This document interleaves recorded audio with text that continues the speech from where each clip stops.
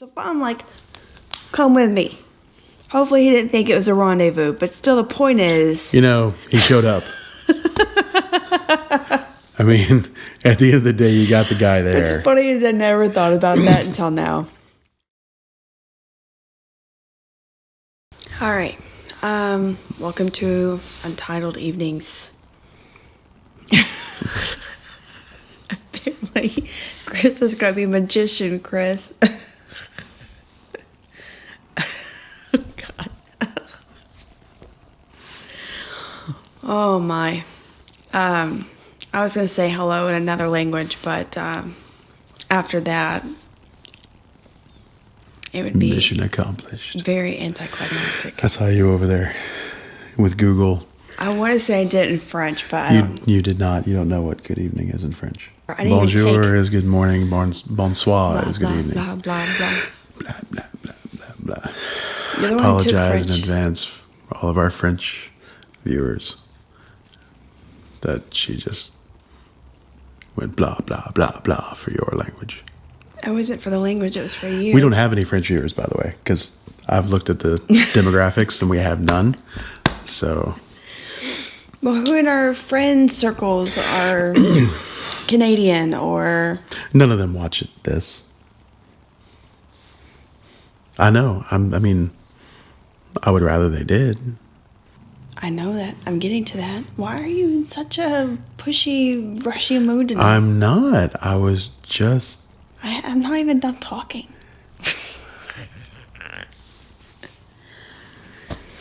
Anywho... So... And this is why we can never have an episode, a vlog, less than like 19 minutes. Right, because it's us picking at each other. Because we can't... Like we were talking about, let's do 10 minutes, you know? And then that's... I told you we could try, but I don't... Yeah. No, we can't, because it's already been like 3 minutes. We haven't even started talking about what we're supposed to talk about. Yeah, and I already have a tangent planned inside my head and everything. You're planning ahead for derailing the conversation? No, it just happened while we were talking. Oh, good. All right. Because he's the one who took French in college. Uh-huh. I took Spanish. I don't know that much Spanish, but that's a different story. So he took French. We get married. We decided to go on a honeymoon to Europe. England, France, and Germany. This is in the year of 1999. The year of our Lord, 1999. Sure. And we're in France, walking around, doing stuff. And this... Really? Really? Yes. That's how strongly I feel about it still. Okay, then. Has me say everything. Not the one who actually speaks it, but the one who doesn't know how to speak it. Yeah. And so I'm trying to speak English to all these French people. They are acting like they have no idea what I'm talking about. And we're in Paris. And we are on tour, which means they know how to speak French and English, which I got And they mixed up. better know how to speak French. Anyways, They have serious problems. they know how to speak English.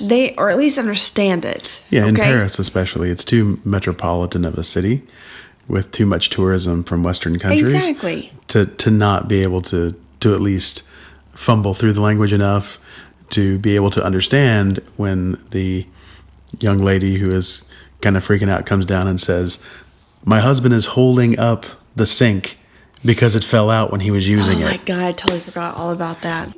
But anyways, we're staying in a hotel. We were staying in Freud's house that has been converted to a hotel.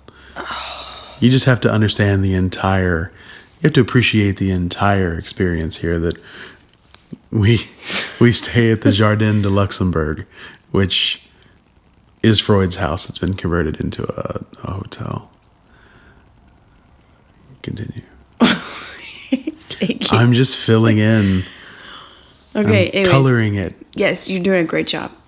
So I'm pretty sure it was our first evening there. Oh, yeah. It was within like an hour of getting there. And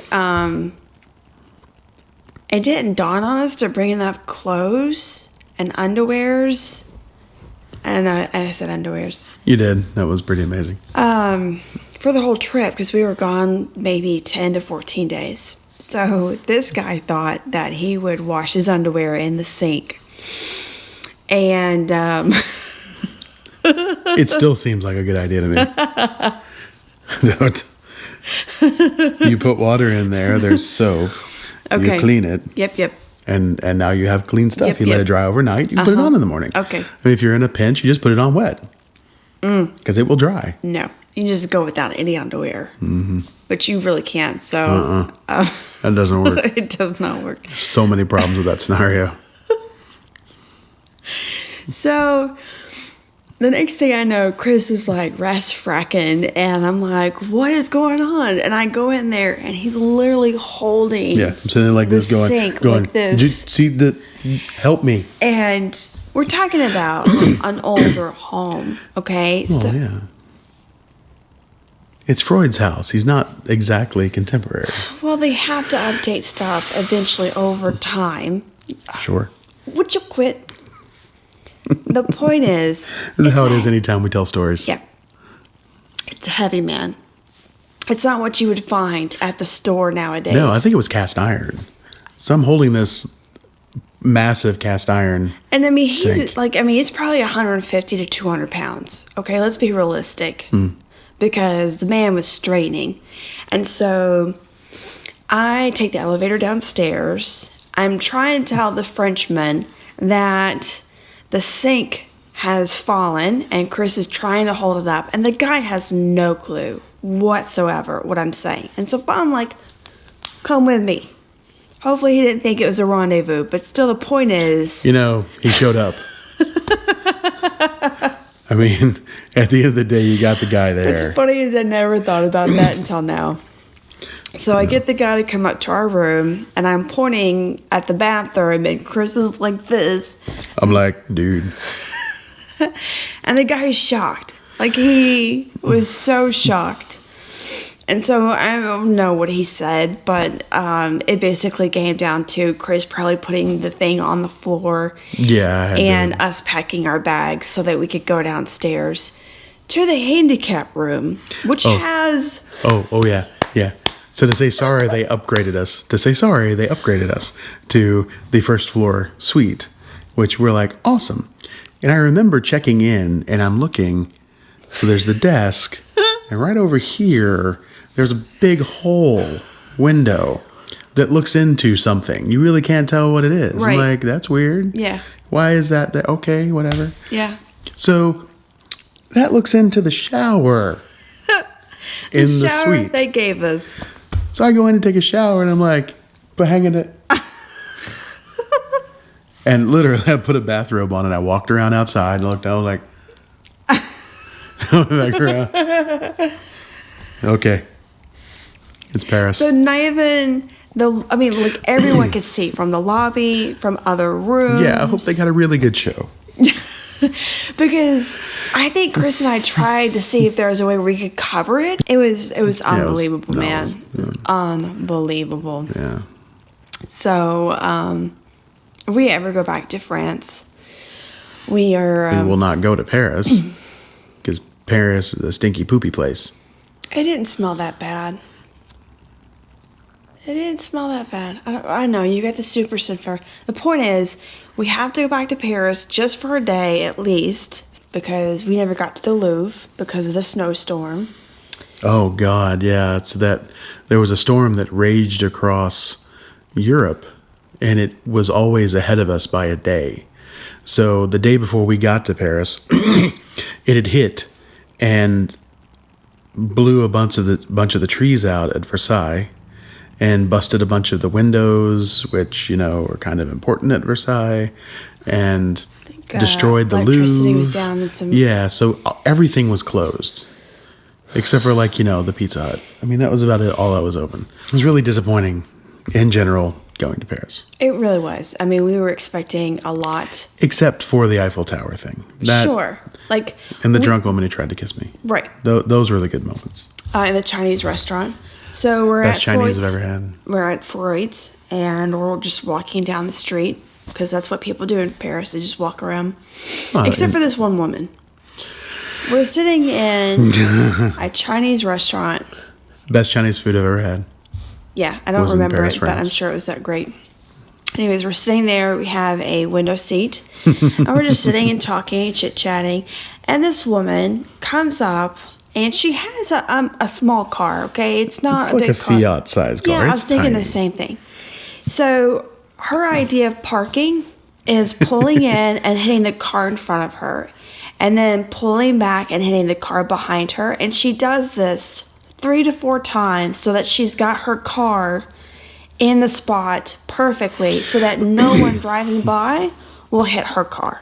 Right, because the sides have to be protected, apparently. Exactly. The front and the back, who gives a flip? But the sides need to be protected. It was the funniest thing. It was, because Chris and I were sitting there. there eating, like... Our mouths were dropped open in surprise and shock, and no one else in the restaurant even looked. No one on the street. They just kept walking, like, Yep. whatever. The first time she did it, I was in shock. I was like, boom. And I'm like, did you see that woman just hit the car? And then she hit reverse and like, she must be ready to leave, run away, whatever. And she floors it and slams in the car behind her. The And at this cars were point, I just start rocking, laughing. people. The cars were rocking. Like, Yeah. it wasn't just a tap, you know? No, like, no. Like she floored literally it. had the cars rocking back and forth. It was Crazy. unbelievable. So after the first one, I was just laughing the whole time. Yeah, he 'Cause it was was. I completely- was still shocked. But, so there was the Chinese restaurant and the crazy car woman. Mm. And then we were in Paris for the Millennium. If you don't know what that is, oh my God. You're too young to be watching Yeah. old people like us. Yeah. So 1999 to 2000, we got married in December. And so we were in Europe for Christmas and New Year's. And we spent New Year's in Paris because that seemed like the romantic thing to do. Yeah. And it was not. So don't do that. We had fun, but we just had a different idea of what Paris was going to be like, and it didn't live up to that expectation. Yeah. And so maybe if we went at a different time where it wasn't so cold, I don't know. I don't think that had anything to do with it. it. Could be different. Point is, we go out just to see if we could see fireworks from where we are. And apparently Americans stand out like a sore thumb. And these Parisians took, I don't know if it was pity, but they said, hey, we'll show you how to get to the Eiffel Tower. And we're like, okay. We were on the opposite side of the river. And so we had to take a bridge across to get to where the tower was. It was the best walk ever, though. Yeah, it was really an amazing experience you can't have anywhere else. Right. And you can't have it ever again because not only was it Paris at New Year, it was the Millennium, which was a big deal at the time. Yeah. And we had decided to not get out because the crowds would be nuts. So we were going to watch it on TV. And then we were sitting there and it was 20 minutes till. And we just kind of looked at each other and we're like, why are we in our hotel room at 11:45 Yeah. New Year's Eve in Paris? We should be outside. So we opened it. I remember this, like the whole process, because it was so surreal. We opened the door and the hallway is full of people because like everyone else had the same thought at the same time.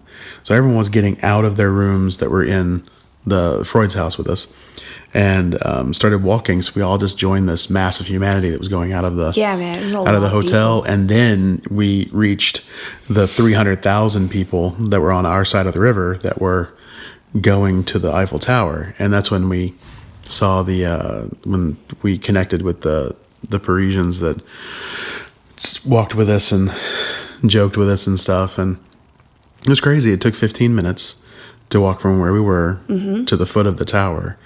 And we got there Right as at it the stroke of happened. midnight. It was insane because we just stopped and like we're chatting and then we stopped and looked at the tower and it was midnight. And the thing just lit up because it was full of fireworks because it was Millennium. So like the whole thing just burst into flames in essence. And everyone started cheering and the cathedral right there. Had their bells going. Yeah, all the priests and the nuns were outside ringing their It was bells. so amazing. And drunk people were everywhere. Well, I mean, Chris and I were just, there with thousands of other people, and we were just excited to be there. And it was, experience that none of us had ever had before. So apparently it's custom to kiss everyone around you. Well, I mean, yeah. This girl turns around and she said, are you together? And we said, yeah. And she says, is this your boyfriend? I said, no, this is my husband. And she's like, oh, okay. And I don't remember like exactly at what point she decided to kiss Chris. I think she asked me for permission, but I don't remember a whole lot. I just remember being angry. Yeah, that was... Because I didn't, I haven't had much exposure. Come on, people. I've been sheltered.